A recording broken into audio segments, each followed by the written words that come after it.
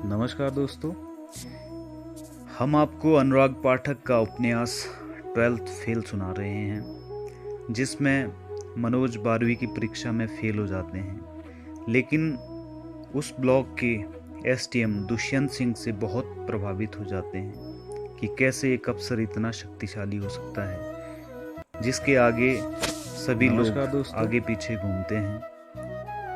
मनोज दुष्यंत सिंह की तरह बड़ा अधिकारी बनना चाहते हैं, जिनके लिए वे आगे की पढ़ाई करने के लिए ग्वालियर आ जाते हैं। अब इससे आगे जून, गर्मी और उमस से भरे दिन। मनोज एक हाथ में थैला लटकाए रिश्ते के चाचा मूलचंद के साथ ग्वालियर की सड़क पर चला जा रहा है। दोपहर की चिलचिलाती धूप में वह पसीने से तरबतर हो गया है, लेकिन उसका मन आशा से भरा है। मूलचंद चाचा अपने साले त्रिलोकी के कमरे पर पहुंच गए। चाचा ने त्रिलोकी से कहा, त्रिलोकी, मनोज एमएलबी कॉलेज से बीए करेगा, तुम इसका एडमिशन करवा देना। त्रिलोकी एमएलबी कॉलेज में बीए सेकेंड ईयर का स्टूडेंट था। उसने आश्वासन दिया, जिया जी आप चिंता मत करो, मनोज को मैं अपने साथ ही रख लूँगा और इसका एडमिशन भी करवा दूंगा। त्रिलोकी की बात से संतुष्ट होकर मूलचंद वापस चले गए। गणित से 12th फेल होने के बाद मनोज ने दोबारा 12th की परीक्षा इतिहास, हिंदी, साहित्य, राजनीति शास्त्र विषय लेकर 55% से पास कर ली थी। अंग्रेजी में पासिंग मार्क्स आ गए थे। ग्वालियर आते समय माँ ने उसे 2000 रुपये दे दिए थे। पिता पिछले 1 साल में केवल एक बार गांव आए थे। टेम्पो कोर्ट के आदेश के इंतजार में अभी भी थाने के बाहर पड़ा हुआ था। मनोज का एडमिशन एमएलबी कॉलेज में हो गया। कॉलेज अचलेश्वर मंदिर के पास अंग्रेज़ों के ज़माने की एक भव्य बिल्डिंग में स्थित था।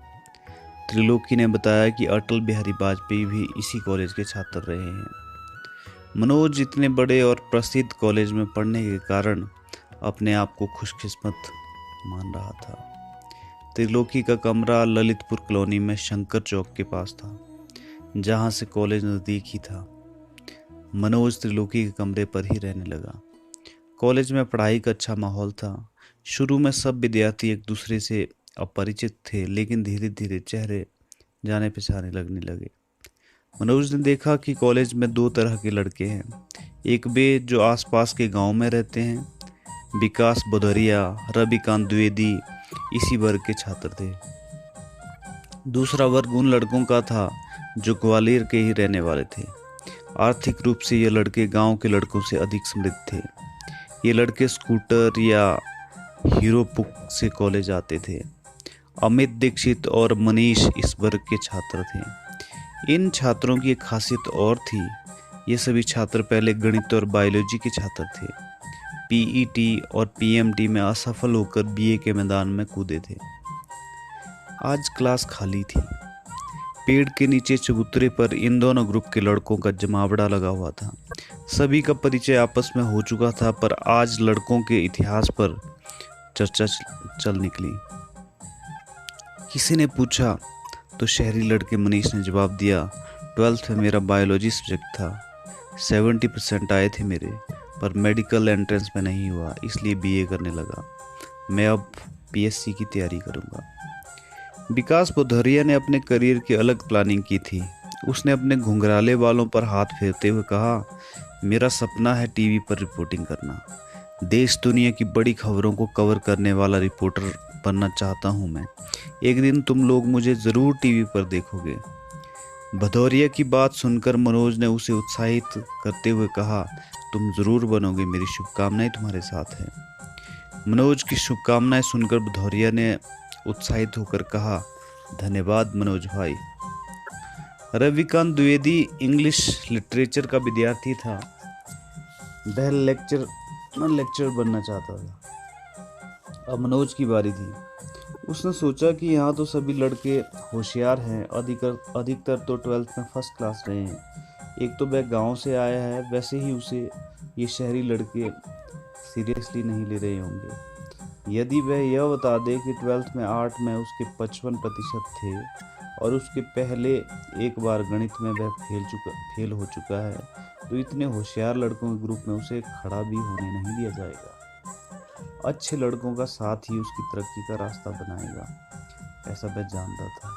इसलिए उसने अपने दोस्तों से कहा, 12th मैंने भी गणित से किया है, पर परसेंटेज थोड़ा कम रह गए, 65% आए थे।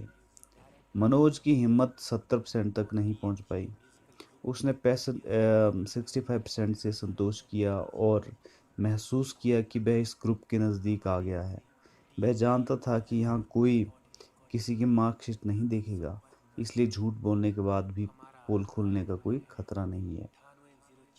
एक शहरी लड़के अमित दीक्षित ने तो जैसे धमाका कर दिया।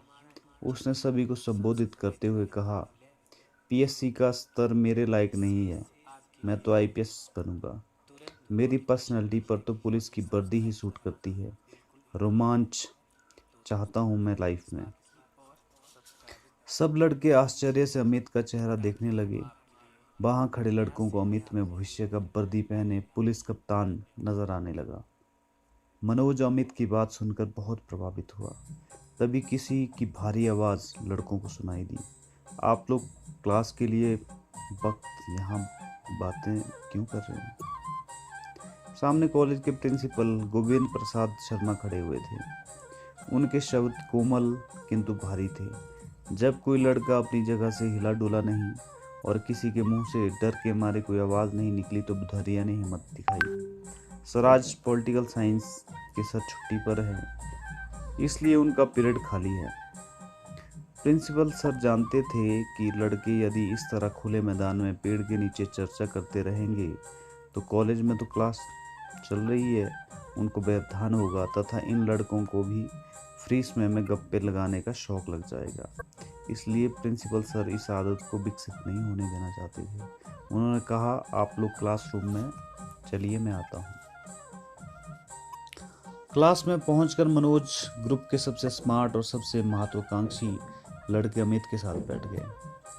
इसकी इच्छा अमित से दोस्ती करने की होने लगी, लेकिन अमित ने गांव से आए दुबले पतले मनोज से मित्रता करने में ज्यादा रुचि नहीं दिखाई। वह मनोज के पास से उठा और शहरी लड़के मनीष के पास जाकर बैठ गया। मनोज इसके इस व्यवहार से मन महसूस कर रहेगा। प्रिंसिपल सर ने क्लास में आकर बातों में वक्त बर्बाद नहीं किया और लड़कों को सीधे पढ़ाना शुरू करते हुए पहला प्रश्न किया, क्या आप लोगों में से कोई मार्क्सवाद के बारे में कुछ जानता है? सब चुप। गणित और बायोलॉजी में 12th पास लड़कों को मार्क्सवाद के बारे में कुछ नहीं पता था।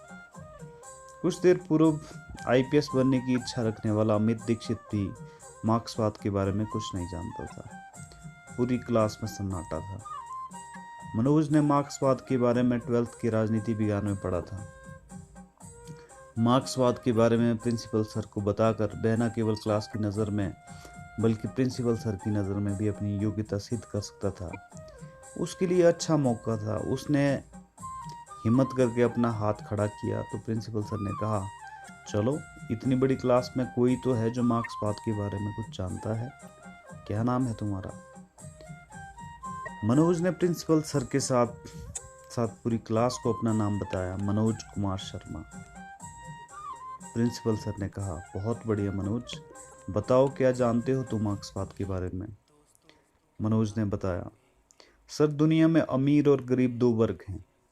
अमीर वर्ग अपने लालच के लिए गरीब वर्ग का शोषण करता है, इसलिए गरीब वर्ग को अपने अधिकार अमीरों से छीन लेना चाहिए। यही कार्ल मार्क्स कहते हैं।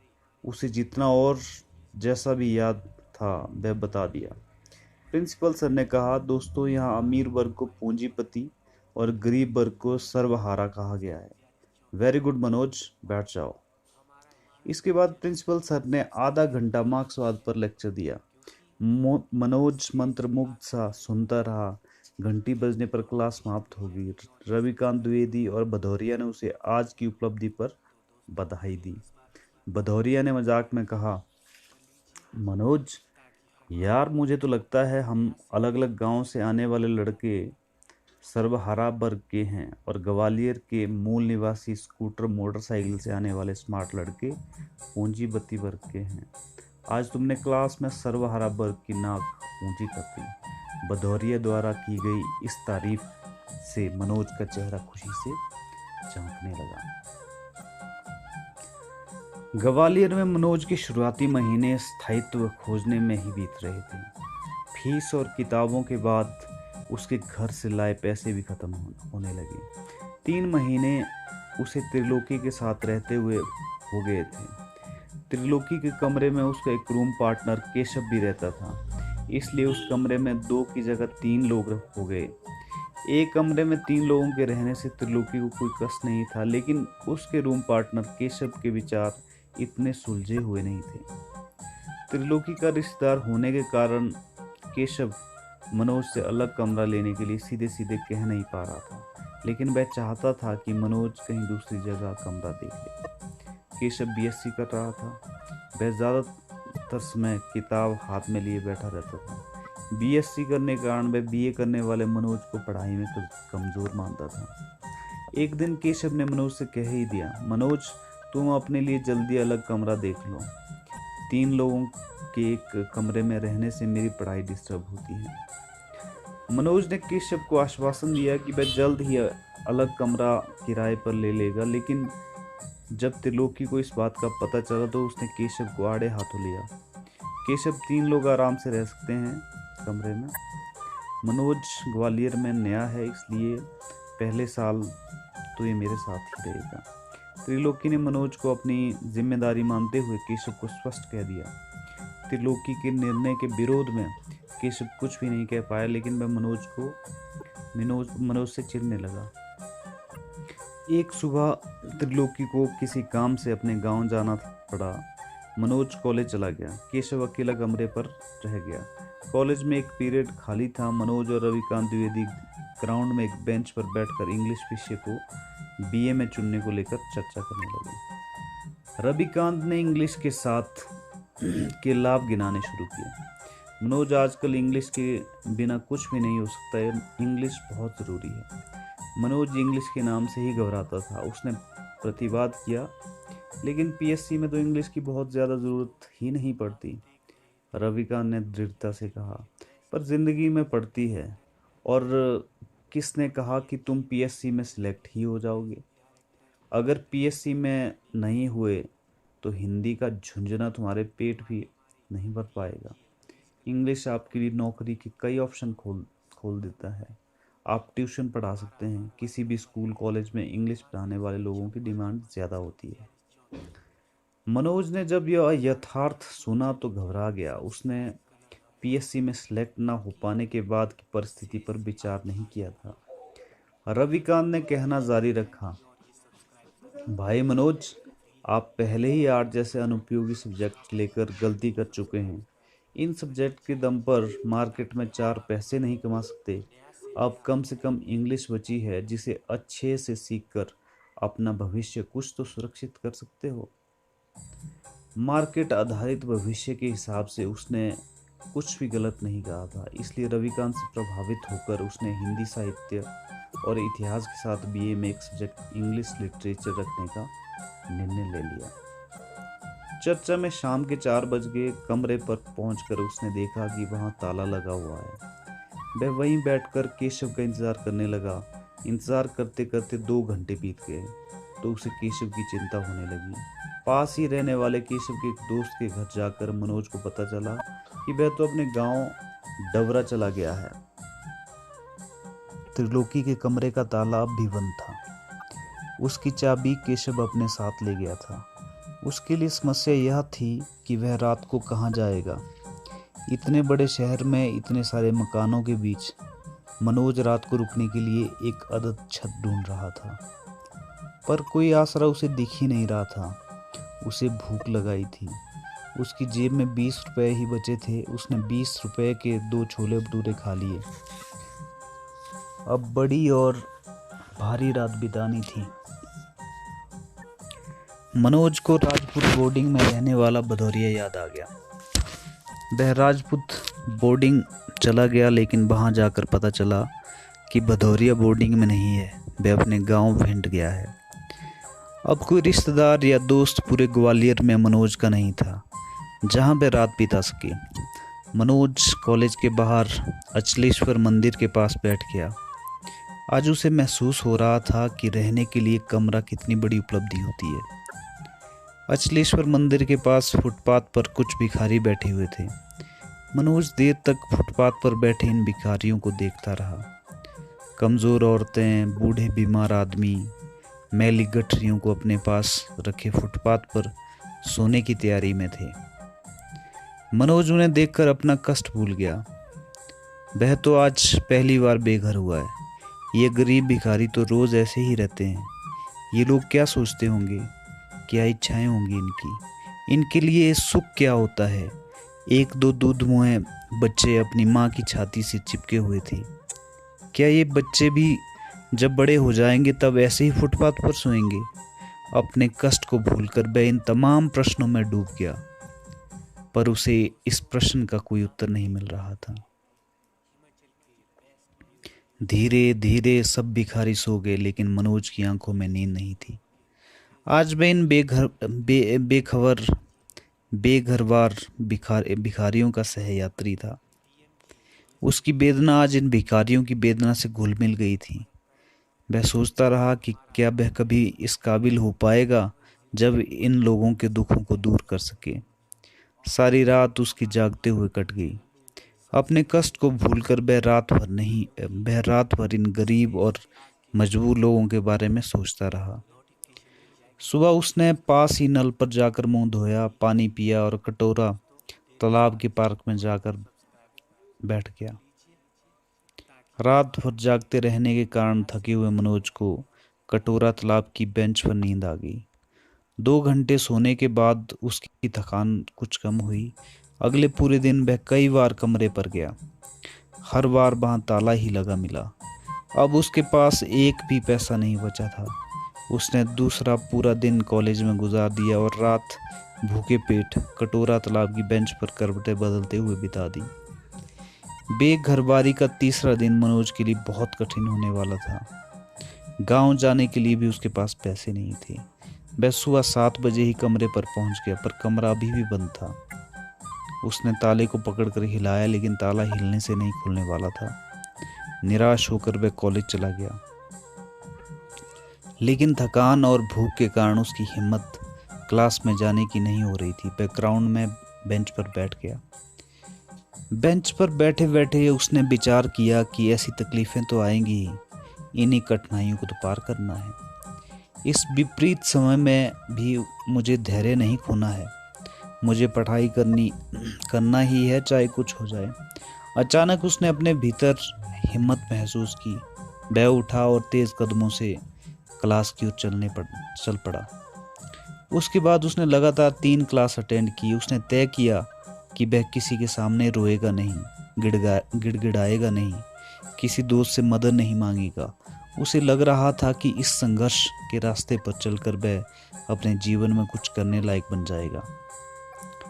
उसे अब इस संघर्ष में अजीब सी संतुष्टि होने लगी थी। रात हो गई। 2 दिन से मनोज के पेट में अन्न का एक दाना भी नहीं गया था। भूख से बेहाल मनोज के शरीर में ताकत नहीं बची थी। उसे लग रहा था कि अब यदि उसे भोजन नहीं मिला तो वह चक्कर खाकर जमीन पर गिर जाएगा। चलते चलते वह ललितपुर कॉलोनी में सावित्री भोजनालय के सामने पहुंच गया। होटल के काउंटर पर एक 30 साल का युवक बैठा था, जो सावित्री भोजनालय का मालिक था। मनोज ने काउंटर पर बैठे मालिक से पूछा, मेरे पास पैसे नहीं है, क्या मुझे मजदूरी के बदले आपके यहाँ भोजन मिल सकता है? मनोज के इस वाक्य में निवेदन नहीं बल्कि भरोसा था, जैसे वह अपना हक मांग रहा हो। भोजनालय के मालिक ने उसे ऊपर से नीचे तक देखा। दुबले पतले मनोज के चेहरे पर दाढ़ी थी। ढीले ढाले पैंट शर्ट गंदे हो गए थे। चेहरा कमजोर था, आंखें अंदर धंस गई थी। होटल मालिक ने कुछ सोचकर जवाब दिया, होटल में काम करने के लिए तो मेरे पास पहले से ही वर्कर है। होटल मालिक की बात सुनकर मनोज निराश नहीं हुआ। उसने किसी उम्मीद के भरोसे कहा, मेरे लिए भोजन जरूरी है। पैसे ना होने के कारण मैं मजदूरी करके भोजन करना चाहता हूँ। होटल मालिक के यहाँ सैकड़ों लड़के खाना खाने आते थे। कईयों के पास समय पर देने के लिए पैसे नहीं होते थे, वे उधार भी खाते थे। कई बार उधार वापस मिलता भी नहीं था। कई बार लड़के पैसा ना होने पर रोनी सूरत बनाकर फ्री में ही खा जाते थे। होटल मालिक लड़कों की रग रग से वाकिफ था, लेकिन ऐसा कोई लड़का अथवा इस तरह का कोई प्रस्ताव इस होटल में पहले कभी नहीं आया था। होटल मालिक ने नौकर को आवाज लगाई, इन भाई साहब को एक थाली लगाओ। मनोज के सामने दाल, आलू, गोभी की सब्जी, 5 रोटी और चावल से सजी थाली आ गई। वह खाना खाने लगा। उसका दिमाग सुन्न हो गया था। आज का भोजन साधारण नहीं था। भोजन पाने का आज का तरीका भी साधारण नहीं था। रोज कितनी आसानी से भोजन मिलता है, कितना कठिन होता है पेट भर भोजन मिलना, यह आज मनोज को महसूस हो रहा था। उसकी आंखों में आंसू आ रहे थे जिन्हें वह रोक रहा था। वह होटल मालिक की इंसानियत पर भी भावुक हो रहा था। भोजन करने के बाद वह होटल मालिक के पास गया। धन्यवाद, अब आप मेरा काम बताइए, मैं कुछ भी काम कर सकता हूँ। होटल मालिक फिर मनोज से रूबरू हो रहा था। आपने खाना खा लिया है, आपको इसके बदले मजदूरी करने की जरूरत नहीं है। तभी होटल में मनोज के कॉलेज का दोस्त रविकांत द्विवेदी आ गया। पूछने पर होटल मालिक ने पूरी कहानी कह सुनाई। कारण जानकर उसने खाने के 30 रुपए निकालकर होटल मालिक की तरफ बढ़ा दिए, पर मनोज भोजन के बदले मजदूरी करने पर अड़ा रहा। इस सीन को अब होटल में उपस्थित प्रत्येक व्यक्ति देख रहा था। एक दाढ़ी वाला कमजोर सा लड़का खाना खाने के बदले मजदूरी करने की जिद पर अड़ा हुआ है। होटल मालिक उससे मजदूरी कराने को तैयार नहीं है। एक दूसरा लड़का थाली की कीमत 30 रुपए निकालकर अपने हाथ में पकड़ा है। बड़ा अजीब सा दृश्य था। रविकांत को भी नहीं पता था कि कॉलेज में सीधा सरल सा दिखने वाला मनोज इतना जिद्दी है। मनोज जैसे किसी नशे में बोल रहा था। उसका दिमाग जैसे एक जगह आकर अटक गया था। उसको नहीं पता था कि जब यह जिद उसके भीतर क्यों और कैसे आ गई। उसने होटल मालिक से फिर कहा, यदि मुझे काम नहीं करने दिया जाएगा तो मैं यहीं खड़ा रहूंगा। आप होटल बंद कर देंगे तो होटल के बाहर खड़ा रहूंगा। तब तक खड़ा रहूंगा जब तक आप मुझे काम करने की अनुमति नहीं दे देते। 3 दिन सड़क पर बिताने के कारण उसे अभ्यास हो गया था। वह कह सकता था कि वह होटल के बाहर तब तक खड़ा रहेगा जब तक उसे काम करने की अनुमति नहीं मिल जाती। होटल मालिक के पास अब कहने को कुछ नहीं रहा। रविकांत को समझ नहीं आ रहा था कि वह क्या करे। वह अपने हाथ में 30 रुपए लिए खड़ा था। होटल में उपस्थित कुछ लोग इस दृश्य पर हंस रहे थे। कईयों को मनोज में एक बेवकूफ अथवा अति आदर्शवादी लड़का नजर आ रहा था। होटल मालिक ने हार कर नौकर से कहा, इन भाई साहब को अंदर ले जाओ, ये बर्तन साफ करेंगे। नौकरों को अजीब लगा। इस होटल में कई लोग फ्री खाकर चले गए, कई उधार खाकर वापस नहीं आए, पर होटल मालिक ने कभी किसी से बर्तन नहीं धुलवाए। होटल मालिक का यह व्यवसाय था, पर उसने कभी भी पढ़ने वाले लड़कों को पैसों के लिए परेशान नहीं किया। फिर भी उसका होटल उसे बहुत कमा कर देता था। पर आज होटल मालिक को इस नौजवान की जिद ने मजबूर कर दिया। होटल मालिक ने एक बार वही बात दोहराई जो नौकर मनोज को अंदर ले गया। मनोज ने अंदर जाकर आधा घंटे तक बर्तन साफ किए। रविकांत होटल में बैठकर उसके बाहर आने का इंतजार करता रहा। मनोज ने वापस आकर होटल मालिक से कहा, भोजन के लिए आपका बहुत बहुत धन्यवाद। उसकी आंखों में चमक थी। होटल मालिक अपनी कुर्सी से उठा और काउंटर से बाहर आ गया। मनोज को उसने दरवाजे तक छोड़ा और जाते समय हाथ मिलाने के लिए अपना हाथ बढ़ा दिया। मनोज ने होटल मालिक से हाथ मिलाया। होटल मालिक कुछ बोलना चाह रहा था पर बोल ना सका। रविकांत उसे अपने कमरे पर ले गया। रविकांत ने मनोज से कहा, मनोज तुम 3 दिन से बाहर भटक रहे थे, तुम्हें एक बार अपनी परेशानी मुझे बताना तो चाहिए थी। मनोज उसकी बात सुनकर भावुक हो गया। उसने कहा, ये तो जीवन के अनुभव हैं जो मुझे मजबूत बनाते हैं, इसमें परेशानी कैसी? कितने ही लोग रात को खुली छत के नीचे सोते हैं, कितने ही भूखे पेट सोते हैं। इन 3 दिनों में मैं उस गरीबी और दुखी वर्ग के नज़दीक पहुंचा हूँ, जिसे मार्क्स ने सर्वहारा की संज्ञा दी है। भी पढ़ा दिया करेंगे। मनोज को यह प्रस्ताव अच्छा लगा। वह त्रिलोकी के कमरे से अपना सूटकेस और दरी लेकर तिवारी सर के कमरे पर आ गया। तिवारी सर नाटे कद के 30 साल के युवा थे। वह काले रंग का मोटा चश्मा लगाए थे। कोचिंग में बैठे बैठे उनका पेट निकल आया था। वह कोचिंग पढ़ाकर आने के बाद थक कर अपनी चारपाई पर आराम कर रहे थे। मनोज ने उन्हें इंग्लिश का गुरु मानते हुए उनके पैर छू लिए। उसे उम्मीद थी कि उसकी इंग्लिश अब सुधर जाएगी। उसने अपनी दरी को जमीन पर बिछा लिया। अब गुरु व्यासपीठ पर और शिष्य उनके चरणों में बैठे हुए दिखाई दे रहे थे। उसे एक स्थायी कमरा और एक योग्य इंग्लिश गुरु मिल गया। तिवारी सर को एक वर्कर मिल गया। अब मनोज की नई दिनचर्या शुरू होगी। सुबह 7 बजे दूध गर्म करके गुरुजी को देना, सुबह शाम खाना बनाना। गुरुजी कोचिंग से थके हारे आते और आकर अपनी चारपाई पर लेट जाते। एक शाम उसने गुरुजी से कहा, सर मुझे मैकबेथ पढ़ा दीजिए, मुझे कुछ भी समझ नहीं आ रहा। थकान महसूस कर रहे गुरुजी ने कहा, पढ़ा देंगे, आज तो मैं बहुत थक गया हूँ। एक काम कर दो, मेरे तलवे दर्द कर रहे हैं, थोड़ा दबा दो। गुरु की सेवा करने में मनोज को कोई संकोच नहीं था। इस सेवा के द्वार से ही ज्ञान की प्राप्ति होगी, इतना वह जानता था। उसने गुरु की आज्ञा का पालन उनकी उम्मीद से भी बेहतर तरीके से करना चाहा। एक बाल्टी में गर्म पानी लेकर गुरुजी के पैर उसमें डाल दिए और रगड़ रगड़ कर तलवों की मालिश करने लगा। मालिश का आनंद लेते हुए गुरुजी ने उदार होते हुए एक प्रस्ताव दिया। लिटरेचर से पहले ग्रामर और स्पीकिंग सीखना ज़रूरी है। तुम कल से शाम 7 बजे के बैच में आ जाओ। नया बैच है, सब तुम्हारी उम्र के लड़के लड़कियां हैं। मनोज को यह प्रस्ताव उपयोगी लगा। गुरुजी उसे फ्री में कोचिंग देने वाले थे, इसलिए उन्होंने नहाने के बाद अपने कपड़े धोना बंद कर दिए। मनोज बाथरूम में नहाने जाता तो पहले गुरुजी की चड्डी बनियान धोकर डाल देते। शाम को वह इंग्लिश की कोचिंग जाने लगा। 1 घंटे की क्लास में 15 मिनट इंग्लिश की पढ़ाई होती। शेष समय में इंग्लिश के नाम पर लड़के लड़कियों का जमावड़ा ही अधिक होता था। गुरुजी प्रेजेंट टेंस से क्लास शुरू करते थे और 3 महीने में पास्ट टेंस से होते हुए फ्यूचर टेंस तक पहुंचते थे। गुरुजी इंग्लिश का अखबार या कोई मैगजीन ले आते थे, जिसे लड़के लड़कियां पढ़ते और गुरुजी उसका अर्थ बताते। गुरुजी जानते थे कि इंग्लिश सीखना एक अनंत प्रक्रिया है। इसमें जल्दबाजी नहीं करनी चाहिए। धीमी गति से सीखने पर ही यह विदेशी भाषा समझ आ पाएगी। इसलिए गुरुजी को इंग्लिश सिखाने और बच्चों को सीखने की कोई जल्दबाजी नहीं थी। 10 लोगों की क्लास में 4 लड़कियां और 6 लड़के थे।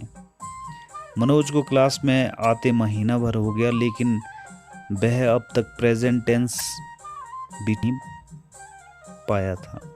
He goes, he go, he is going के प्रयोग में वह कोई बंधन नहीं मानता था। कुछ लड़के गुरुजी के यहाँ साल भर पढ़ते, पर उपलब्धि के नाम पर एक अदद प्रेमिका के अतिरिक्त उनके हाथ में कुछ नहीं आता था। कुछ प्रेमिकाओं को प्रेमी भी मिल जाते थे। अर्थात गुरुजी का यह संस्थान एक प्रेम केंद्र के रूप में अधिक विकसित हो गया था। MLB कॉलेज में लड़कियां नहीं पढ़ती थी और KRG कॉलेज में लड़के नहीं पढ़ते थे। इसलिए प्रेम के लिए लालायित लड़के लड़कियां कहाँ जाते। गुरुजी ने अपना कोचिंग सेंटर खोलकर इस दिशा में महान काम किया था। चूंकि कोचिंग में सारा इन्वेस्टमेंट गुरुजी ने ही किया था, इसलिए प्रेम करने का पहला अधिकार गुरुजी अपना ही मानते थे। प्रत्येक वर्ष गुरुजी औसतन 2 या 3 प्यार करते थे। एक दिन एक लड़की ने गुरुजी से कहा, सर आज मोना का बर्थडे है। मोना KRG गर्ल्स कॉलेज से BSc कर रही थी। पुराने बैच बिना इंग्लिश सीखे अपने एक पूरा वर्ष कर चुके थे। उन बैचों में पनपने वाले गुरुजी के पिछले प्रेम भी शादी तक अपनी ससुराल जा चुके थे। इसलिए गुरुजी को मोना से प्रेम करने की ज़रूरत महसूस हो रही थी, पर मोना गुरुजी पर ध्यान नहीं देती थी। लेकिन गुरुजी पुराने खिलाड़ी थे। जन्मदिन प्रेम को प्रारंभ करने का बढ़िया मौका हो सकता है, इसलिए प्रेम के लिए उतावले गुरुजी ने क्लास में रेंगती हुई इंग्लिश को रोक दिया और एक लड़के से कहा, अरे आज मोना का बर्थडे है और तुम लोग हाथ पर हाथ धरे बैठे हो। गुरुजी ने एक लड़के को एसएस कचौड़ी वाले के यहाँ से सबके लिए जलेबी और कचौड़ी लाने के लिए भेज दिया। इन दिनों में मोना ने मनोज को देखना शुरू कर दिया था। उसका सीधापन मोना को भाने लगा था। मोना कॉपी पेन मैगजीन की अदला बदली के नाम पर उससे बात करने के बहाने ढूंढने लगी थी। मोना ने मनोज को कचौड़ी देते हुए कहा, लीजिए। उसने मोना से कहा, हैप्पी बर्थडे। मोना ने मुस्कुराकर जवाब दिया, थैंक्स। मोना को लगा कि मनोज के हैप्पी बर्थडे कहने से उसका बर्थडे सचमुच हैप्पी हो गया है। गुरुजी के इन्वेस्टमेंट का प्रॉफिट मनोज के अकाउंट में जा रहा था। गुरुजी बिजनेस में इस तरह के लॉस पहले भी देख चुके थे। मनोज और मोना के रास्ते अलग दिशा में थे, लेकिन एक दिन क्लास के बाद दोनों के साथ चलने की हिम्मत की। मनोज मोना से बात करने के लिए बातचीत का कोई सिरा ढूंढ रहा था। उसने मोना से साधारण सा प्रश्न पूछा, तुम बीएससी के बाद क्या करोगी? पीएससी की तैयारी करोगी क्या? नहीं, मैं तो शादी करूंगी। मोना ने मनोज की उम्मीद से उलट जवाब दिया। कुछ देर दोनों चुपचाप चलते रहे। मोना का घर जिस दिशा में था वह मोड़ आ गया था। मोना अपने घर जाने के लिए गली में उड़ गई। मनोज वहीं खड़ा मोना को तब तक देखता रहा जब तक वह उसकी आंखों से ओझल नहीं हो गई। एक दिन एक लड़के ने कोचिंग में कहा कि कल मनोज का बर्थडे है, कल मनोज पार्टी देगा। क्लास का यह नियम बन गया था कि जिसका बर्थडे होता वह समोसा जलेबी की पार्टी क्लास में देता, लेकिन मनोज के पास पैसे नहीं थे। उसने कहा, मैं कल पार्टी नहीं दे पाऊंगा क्योंकि मेरे पास पार्टी में खर्च करने के लिए पैसे नहीं हैं। मनोज को अपना सच कहने में कोई संकोच महसूस नहीं हुआ। अगले दिन पार्टी के अभाव में किसी ने उसे हैप्पी बर्थडे नहीं बोला, लेकिन हिम्मती मोना समोसे और जलेबी ले आई थी। मोना द्वारा की गई मनोज की यह विशेष चिंता गुरुजी को अखर गई। वे ईर्ष्या से जलने लगे। उन्हें मनोज पर क्रोध आने लगा। क्लास के बाद मोना ने मनोज को एक ग्रीटिंग कार्ड दिया। ग्रीटिंग में लाल रंग का दिल बना हुआ था, जिस पर मोना की सुंदर राइटिंग में लिखा था, हैप्पी बर्थडे मन। मोना ने मनोज का पूरा नाम ग्रीटिंग कार्ड पर ना लिखकर एक अलग नाम लिख दिया था, जिस नाम से इस पूरी दुनिया में उसे कोई नहीं पुकारता था। मोना ही गुनगुनाती रहती थी यह नाम अपने मन में। रात को तिवारी सर कमरे पर आए। मनोज कुर्सी पर बैठा पढ़ रहा था। मोना का ग्रीटिंग कार्ड वहीं टेबल पर रखा हुआ था। कई महीने से वह तिवारी सर की सेवा कर रहा था, लेकिन आज तिवारी सर की ईर्ष्या चरम पर थी। उन्होंने क्रोध में जलते हुए मनोज से उल्टा सीधा कहना शुरू कर दिया। जब इससे भी उनका मन नहीं भरा तो उन्होंने मनोज के हीटर और मटके में लात मार दी। हीटर और मटका टूट गया। तिवारी ने गुस्से में मोना द्वारा मनोज को दिया ग्रीटिंग कार्ड भी फाड़ कर फेंक दिया और उसे कमरा खाली करने का अल्टीमेटम दे दिया। मनोज की आंखों से आंसू बहने लगे। वह दुखी मन से अपना सामान समेटने लगा। अपना सामान उठाकर जैसे ही वह कमरे से बाहर निकला, तिवारी ने धड़ाम से दरवाजा बंद कर दिया।